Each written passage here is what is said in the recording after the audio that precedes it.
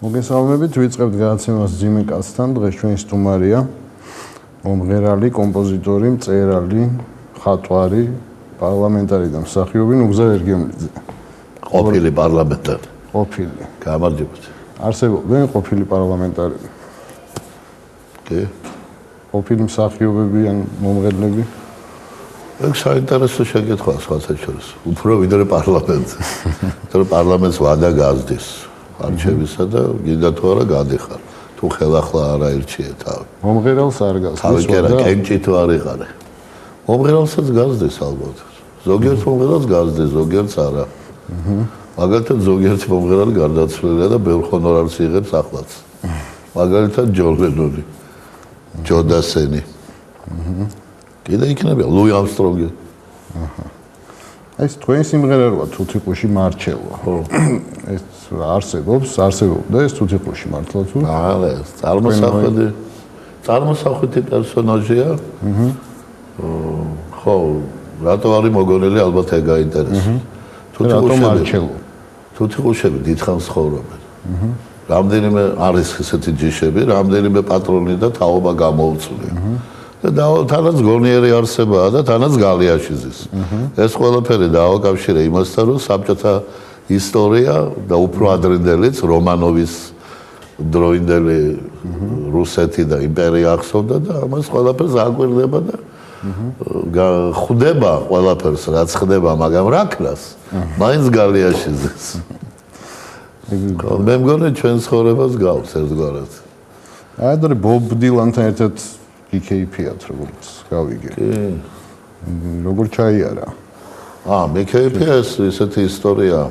ტელევიზიაში თქვენს ბობ დილანია ჩამოსული, მწერალთა კავშირში ექნება შეხვედრა. მე წავედი იქა.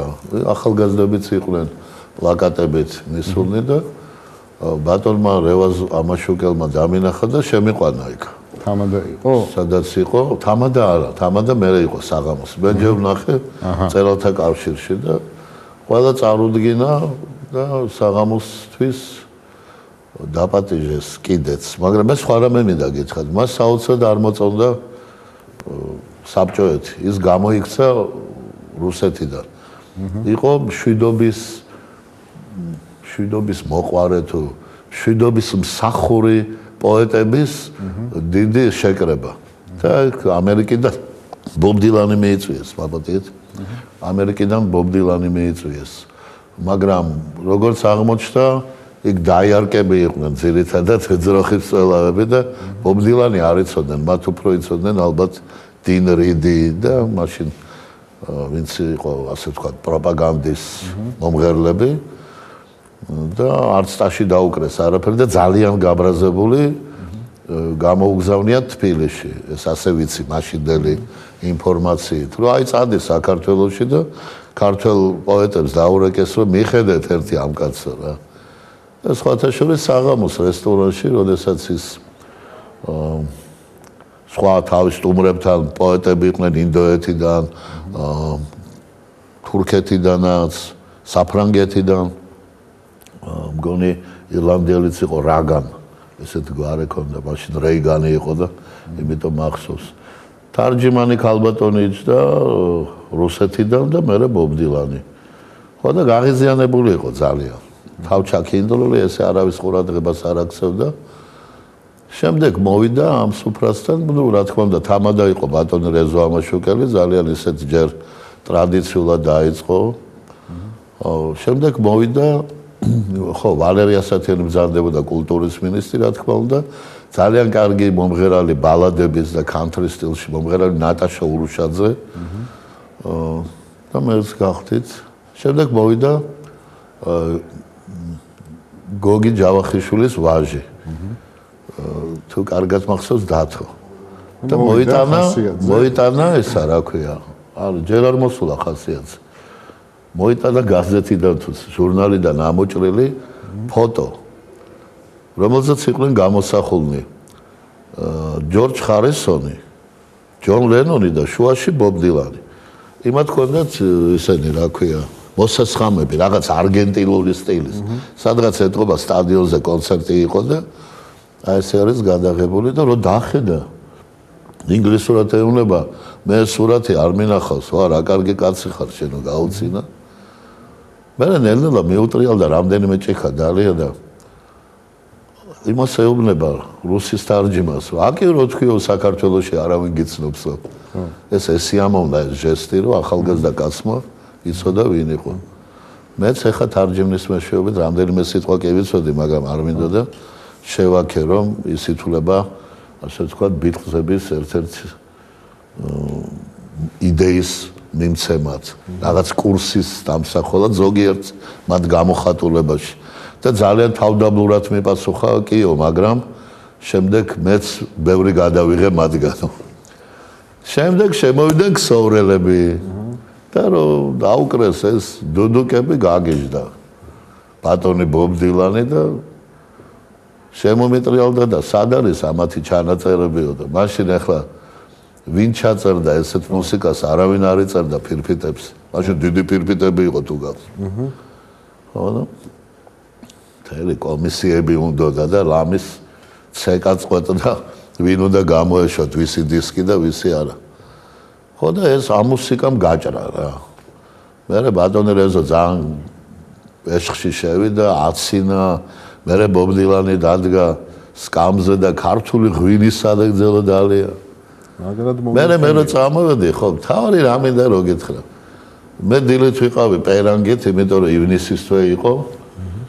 და ის იყო წითელი ისეც რა, მაისური. და თეთრი ჯინსები. საღამოს მე ხალხთუხით მივედი და ის ისე იყო. უკან დასრულიც კი ქონდა ეს თეთრი შარვალი და მივხვდი რომ ეს იყო თავისუფალი ადამიანი რა. რომელიც ძალიან არ დაგიდევთ ეტიკეტებს. შემდეგ ტაქსით რო წამოვედი სახლისკენ, ხედავ მარტო მისეირნობს პუშკინის ქუჩით ადიოდა მაღლა. იმავე წი მარტო და მეორე დილით მეფრილავდა. ხო და ტაქსის უთხარი ეს ალბათ საინტერესოა. იცი ეს კაცი ვინ არის მეთქი და არა არ ვიციო. აი ეს არის მეუთხარი მსოფლიო დონის კაცი. ამან შექმნა უამრავი რამ როკ-ენ-როლში და ტაქსისტმა არ ეცადა ვინ იყო. ასაგები. ძველი დრო თუ გენატრებათ. იცი რა არის ისეთი საკითხია, ახალგაზრდობა ყველას ენატრება, ძველი დრო რა. მეფის რუსეთში დაბადებულ ხალხს მეფე არ მოწონდა ბევრს, მაგრამ ახალგაზრდობა მაინც ენატრება. სექსი თუ იყო საბჭოთა კავშირში თქვენ დროს? ნუ ახლა ეს ადგა ერთი სულელი ქალი და საბჭოთა კავშირში სექსი არ არისო თქვა. სექსის პროპაგანდა არ იყო თორე, სექსი როგორ არის? მაშინ იყო თუ იყო. სად იყო? ახლა თუ რუსეთში სექსი ძვირიღის, მაშინ კონსერვის ბანკა უნდა და ერთი ბოთლი არ არის.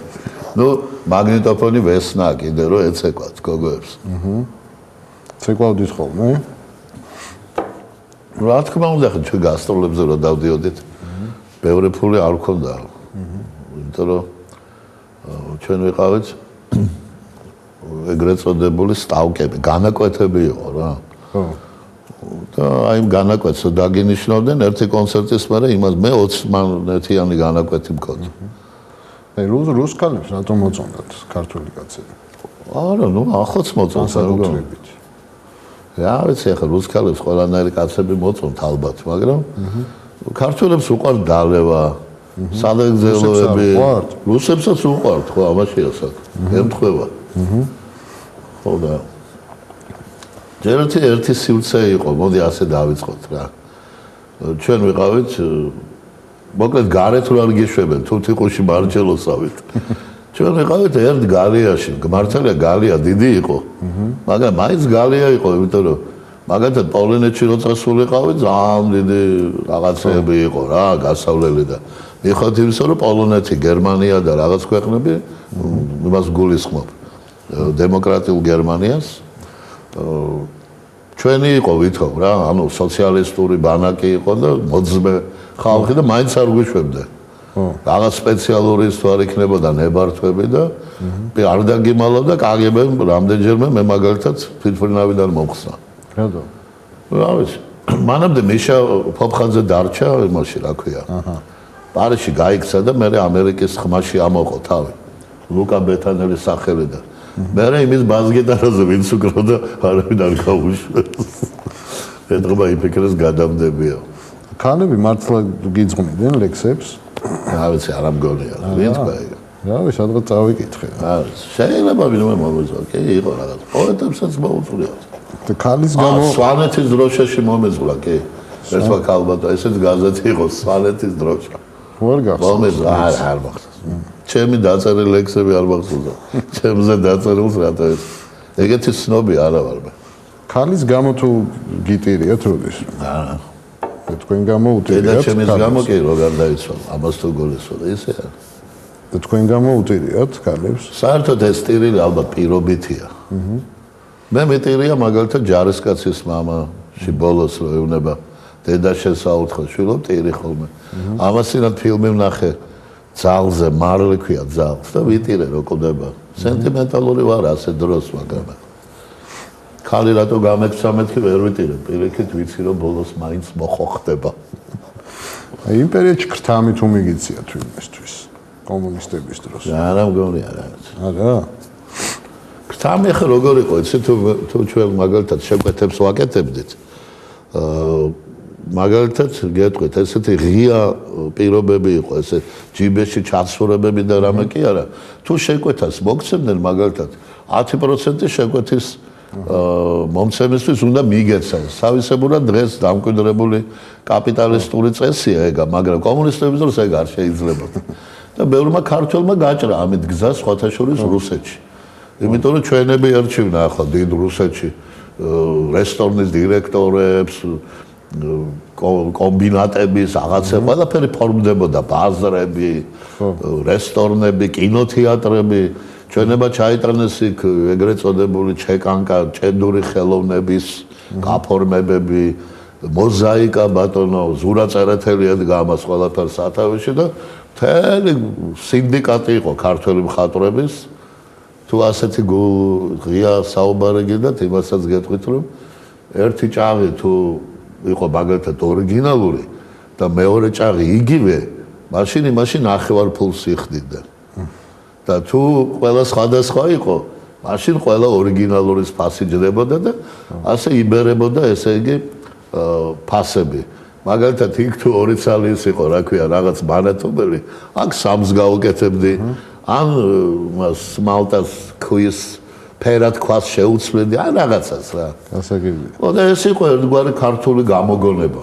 და თუ დააკვირდეთ, ქართველი სადაც ჩავიდა, ყველგან რაღაც გამოიგონა. ეხლა დიდი ბრიტანეთიდან ბანკები დაახაკერეს და ფულები გადმოქაჩეს სულ რაღაცა რამდენიმე დღის წინ.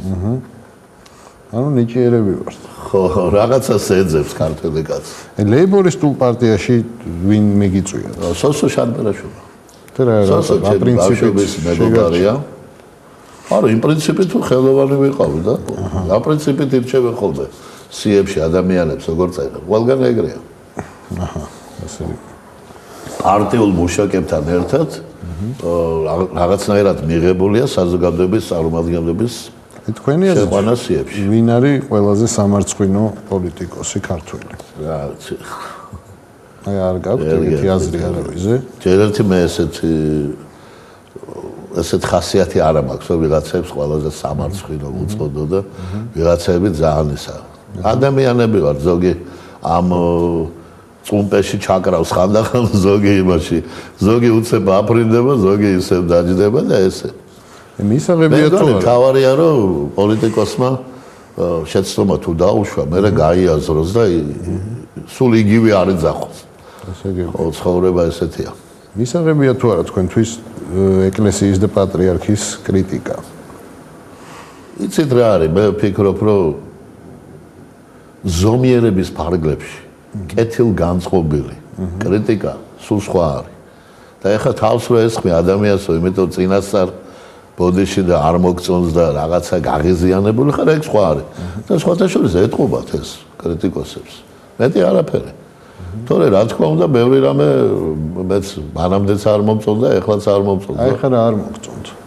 აი თუნდაც ის მაგალითად შეუვალობა და როგორ შეიძლება რო თქვა რამე და ხო შეიძლება რაღაცა ადამიანმა თქვა, რომ აი მაგალითად ბიუჯეტი რატოა ასეთი და რატო არ ჩანს არსად შეიძლება თქვას პოლიტიკოსმა ეგა და რა თქმა უნდა არ უნდა დაესხა თავს მაგრამ თუ თქვა რომ ის ძალიან ცუდი კაცია ის საქართველოს მტერია ეს გვანგრევს ეს უკვე ბოროტება მე მგონი მოგეთ ყველანაირ კრიტიკას აქვს თავისი ზომა წონა და სხვათა შორის ქართველებმა უნდა ვისწავლოთ პირველ რიგში სანამ ერთმანეთის კამაც დავიწყებთ არ უნდა დაწერო მეორე კაცზე თავი კიტრად მოაქვს ეს ვინ ჩემი ფეხებია ეს დედით ის არის ეს არის ეს გონი ღამე იქ დაძვრება არ უნდა იკადრო შენ თავს არ უნდა აკადრო დანარჩენი ახლა რაც განხილვის საგანია და რასაც საზოგადოება ითხოვს ყველაფერ ფარგლებში შეიძლება ეკლესიაზეც პარლამენტზეც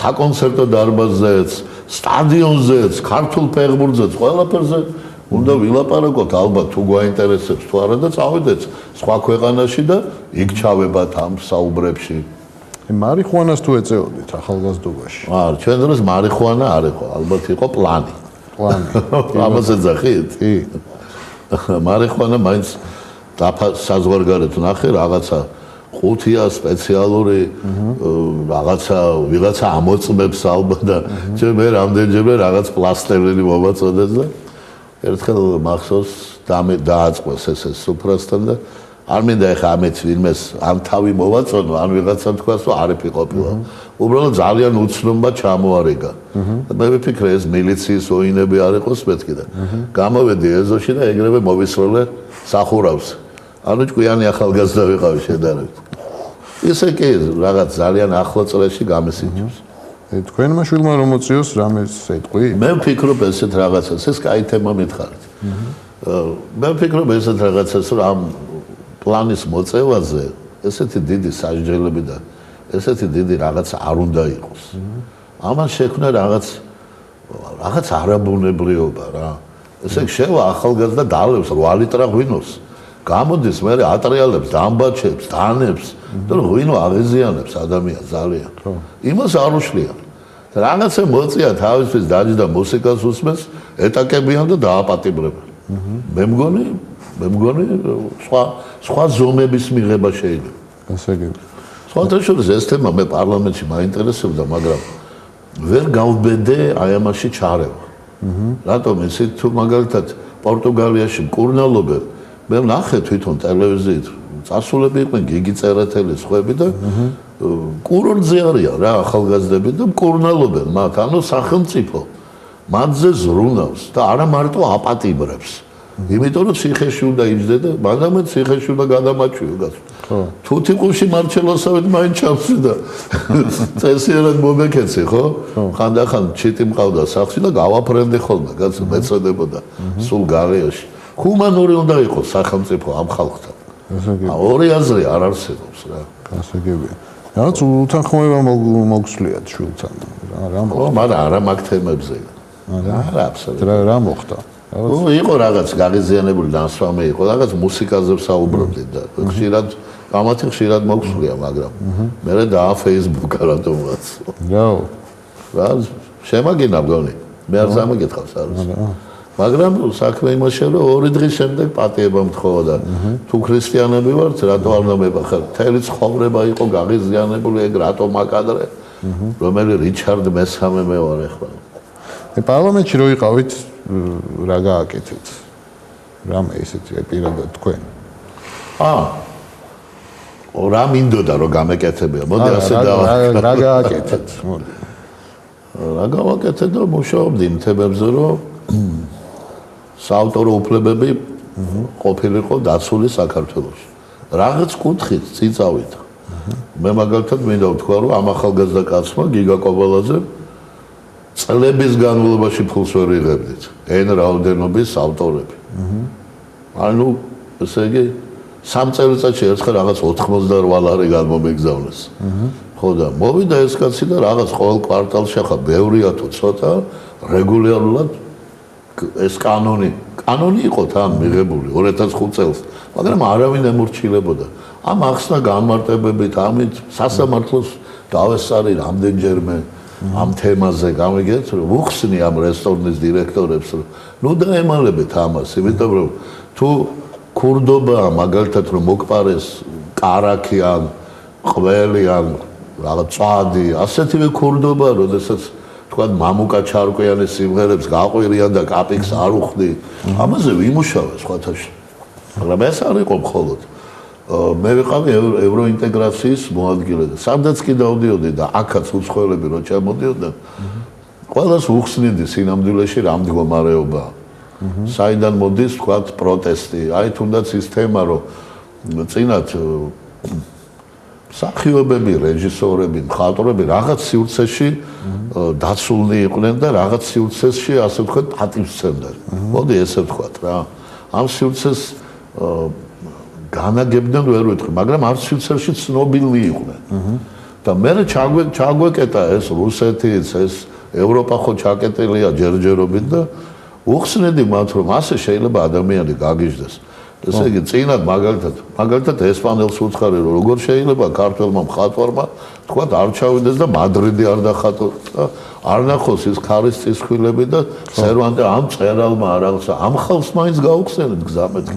სულ ასე ვერ უნებოდი და ეს კაიც შეკითხვა მომეცი და ლუი ნავაროს რომელიც NDS დირექტორია იმას პირდაპირ უთხარი როცა იყო სპეციალური რა ქვია მაგას ტრენინგები მე უთხარი ბატონო ლუი, იცოდეთ რომ სიტყვის თავისუფლება არ არის ადამიანისთვის თავარი. საბჭოთა კავშირი დაანგრია გადაადგილების შეზღუდვამ. იცი რა ადამიანს გემართება შოკი. გეჩვენება რომ ციხეში ხარ, გაიგე? აი დღეს რა ხდება? მე მადლობ თუ რა ამ თემაზე მომეცი საშუალება ვილაპარაკო.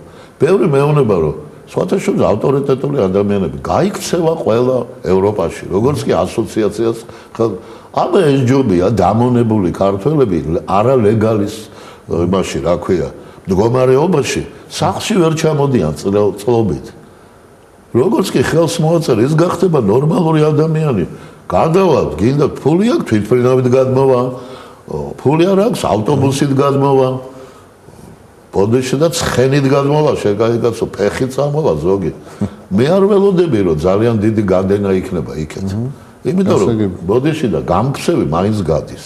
ასე გიბი. აი ყოდა. კიდე ის მინდა დავამატო ეს გადაადგილება და პლუს რა. პლუს აუცილებლად უნდა ვთქვა ეგა რომ ყოველთვის ვამბობდი გამოსვლაც არის ჩემი 9 თებერვალს 25 თებერვალს 2009 წლის. რომ ვამბობ რომ როდესაც საქართველოს ყავს ძალიან ბევრი ხანდაზმული ღირსეული ადამიანი არ შეიძლება იმათი ყველა პენსიონერის რანგში ჩაყენება. ასე გები. სხვანაირად მე არ ვამბობ მადამაც ფულს. ყურადღება უნდა, რაღაცა უნდა, ყურადღება ყველას უნდა, იყო პასუხი. ყველას კი უნდა, მაგრამ არ არის ეგრე ცხოვრება. ასე გები. ხო, ყველა მოხუც უნდა, რა თქმა უნდა, ყურადღება, მაგრამ რეზო ჩხეიძე ცოტა მეტ ყურადღებას ითხოვდა. სიტყვაზე ვთქვი, იმიტომ რომ ხანდაზმული ადამიანია და დამსახურებული. ამან გამოიწვია სხვათა შორის თაობათა კონფლიქტი. მარტო ეგ კი არ იყო. თაობათა კონფლიქტი. აი თქვენ ახალგაზრდობაში ჩემი შვილი მაგალითად საბჭოთას მეძახდა. ხო და ვეუბნები პირიქით ჩვენ არ ვიყავით საბჭოთაბედი. ჩვენ დავდიოდით ჯინსები, ჩვენ ვქონდა გზელი თმა, ჩვენ კრეჭდნენ, დავდევდა მილიცია თქვა, სამხატვრო აკადემიაში გვიბარებდნენ. ჩვენ ვაცდენდით პარადებს. ბირჟაზე არ იდექით? რაცი რასაც ახი ბირჟაზე გარეთ ვიდექი ხოლმე, აბა რა ვშვი. სად იდექით ხო? სად არა, სამხატვრო აკადემიის წინ, თეატრალურთან იქ საერთოდ ესე ტყუილა დგომას, სახინკლეში დგომა ჩემი. ხოდა იქ ძირითადად კაფე, იქ ივერია, რაღაცა. დაგინება თუ იყო თქვენ დროს? არა. ჩემი დედა ჩვენ დროს არ იყო. აბა რა იყო? რა ვიცი, ძალიან თუ დაბრუნდეს. კეთილები რაღაცა მოსულები გონი. კარგი. გეი მეგობრები თუ ყავთ? არ ვიცი ახლა, იმათ ჩემთან არ გამოუმჟღავნებიან და ისე ვიზაც ეჭვი მაქვს არ ვერჩი მათ. იმიტომ რომ ეს თავისუფალი არჩევანი ადამიანის. თუმცა ძალიან დიდი პროპაგანდა რომ მიდის, ესეც ვერაა თლად კარგი. აი გენდერულ თანასწორობაზე რა უნდა ეთყობოდეს ეთერს, რომ ადამიანი ამარღზეც, იმარღზეც ვიღაცის ფარველობით არის ესეთი ადამიანები და მანდა მაინც ისეთი რომელიც ნატურალია, მანდა მაინც ყანას უნდა თოხმიდეს. გავიგე? და გენდერულ თანასწორობაზე რას ფიქრობთ? ქალი და კაცი იცი რა, საქართველოში ყოველთვის მოჩვენებითი იყო, ვითომ ქალები არიან დაჩაგრულები. ეს არის როგორც იტალიური ოჯახები, იცით ალბათ, მაფიოზების სახლები. ბოლოს მაინც დედას ეკითხებიან. აქ უბრალოდ სხვა რამეზეა. ახალგაზრდა გოგოს ჰქონდა ყოველთვის პრობლემა. კი. ჩვენს ახალგაზრდობაში ჰქონდა პრობლემა, რომ გარეთ გაშვება, ადრე მოდის სახლში, მამას ეშინია, ჭუბები, ისე. ეხლა არ ვიცი როგორ არის, მაგრამ მე მგონი უფრო თავისუფლად არიან. ყველაზე მაგარი თბილისელი ვინ არის თქვენ? მაგრამ ეხლა მაპატიეს დავამთავრო. ეხლა მოიშვა თითქოს ბოლტებმა, ეხლა აღარ ეჭუბებიან ბიჭები, შე რატო ვიყავი ვიღაცასთან მანამდე. ეს მთელი ტრაგედია იყო ჩემს ახალგაზრდობაში, განსაკუთრებით პერიფერიებში. პერიფერიაც ხო საქართველოა, მაგრამ იქ საშინელებები ხდებოდა ზეწრის გამოტანა და ესეთ ქორწილი გეგონებოდა რაღაცა იყავი. ამყოფი ხართ ეგეთ კი, ერთხელ ვიყავი და ძალიან ადრე რა. ვინ არის ყველაზე მაგარი თბილისელი თქვენთვის? ო, რა ვიცი, კაი თბილისლები მინახავს და რა ვიცი, ნოდარ დუმბაძე მაგალითად. თურმე ლორდ ქიფანიძე მსახიობი. ზოგი აღარ ცხოვრობს თბილისში, მაგრამ დიმა ერისთავი, კაი მხატვარი, ზურაბ ნიჟარაძე. ახალგაზრდები მაგალითად გია გუგუშვილი. მუსიკოსებში რა ვიცი, კაი ხალხი. აი საშუალება რო გქონდეთ ვისთან ერთად იმღერებდით? ვისთან ერთად იმღერებდით? საშუალება რო გქონდეთ? რა, ვისთან უნდა ვიმღერო ახლა, მე რომელი ვოკალისტი ვარ? რა ხალხი ეს? მე უფრო მიმყავს კომპოზიციებისკენ ჩემი, ისა, თორემ მარტო მე ამღერე ჩემს სიმღერებს და აი მე რასაც ვღერე, ის შემიძლია რომ ვიმღერო. რომელი სიმღერა გიყვართ თქვენი? განსაკუთრებით. ნუ მიყვარს თუკი გესიზმრები. მოდიოდა თეთრი გოგო. მარჩელოც მიყვარს, ახლა ბევრი მან აგდებით უყურეს, მაგრამ ეს იყო მაშინ თამამი სიტყვა, იმიტომ რომ ასეთ რამებს არ წერდნენ. რომ ვიღაცა გალიაში ზეს და რაღაც შეგიძლიათ შეამოწმოთ. ხო არის არქივები, ეს 90-ში ჩავწერეთ და მანამდე არ იყო ეგეთ რაღაცები. ეხლა არის ბევრი სოციმღერა და ლექსებს კიდე წერთ? კი, როგორ არა, როცა მუზამოვდის, ესე ახირება არა მაქვს, ახო დღეს ლექსი უნდა დავწერო და რაღაც. ვერ გვეთქვით ერთ პატარა სტროფს რა. გამახსენდება რომ ეს სტრიქონი. აი მაგალითად კრედო მაქვს ესეთი ლექსი.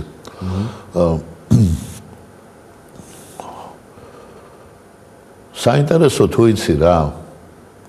გადასალახი მაღალი მთა, გადასაცური მღელვარე ზღვა, გადასაგდები გულიდან ქვა. მომავლისათვის დარგული ბზა, ნიჭის წინაშე თავის დახრა, იმაზრის პოვნა, რომელიც ღრმა, მოყასისათვის, არა, პაპატიეთ, გზების გაკვალვა, ვინაც რომ ღრმა, არა, გზების გაკვალვა, ვინაც რომ ბრმა, ალალი რჩევა, ვინაც რომ ღრმა, ძმათა ქეებში სიმღერა, სმა, ცით მოწყვეტილი ლექსების თქმა. საინტერესო თუ იცი რა, უსწორ მასწორო ცხოვრების გზა. არ ვიზეპირებ ჩემ ლექსებს და ბაბატიეთო შედეს. დიდი მადლობა წარმატებებს გისურვებთ. შეიძლება თავიდან ვიტყვი ამ ლექსს. არა.